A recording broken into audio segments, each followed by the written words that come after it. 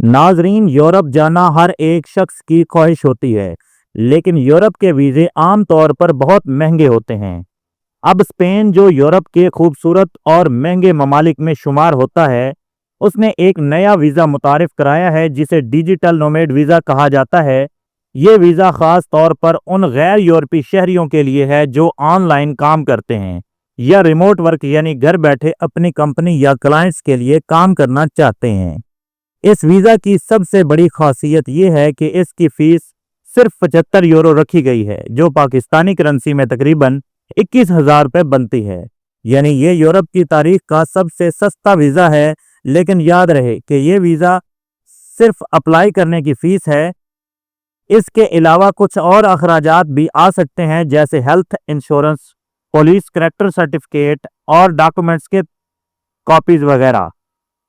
اب بات کرتے ہیں کہ یہ ویزا کن لوگوں کے لیے ہے۔ یہ ویزا ان افراد کے لیے ہے جو اسپین میں رہ کر ریموٹ ورک کرنا چاہتے ہیں۔ اس کے ذریعے آپ اسپین میں 1 سال تک رہ سکتے ہیں، اور یہ ویزا آگے بڑھا کر 5 سال تک اسپین میں رہنے کی سہولت بھی حاصل کر سکتے ہیں۔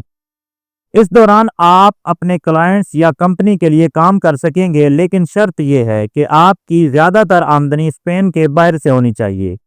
اگر آپ یہ ویزا حاصل کرنا چاہتے ہیں تو آپ کو چند شرائط پوری کرنا ہوں گی۔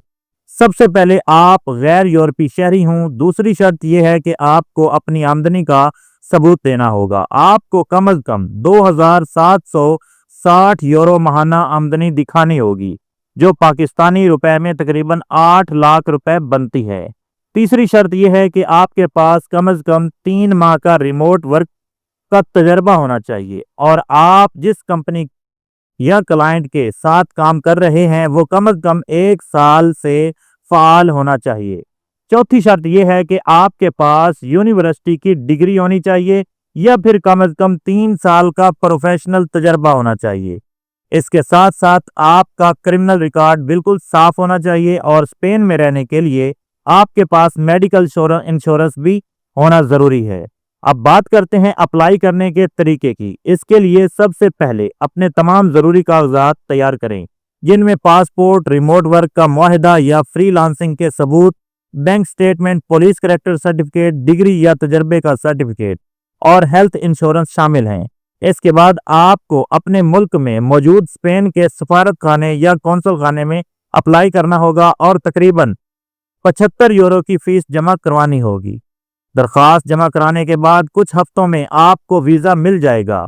ویزا ملنے کے بعد آپ اسپین جا کر رہائش کارڈ یعنی ریزیڈنس کارڈ حاصل کر سکیں گے۔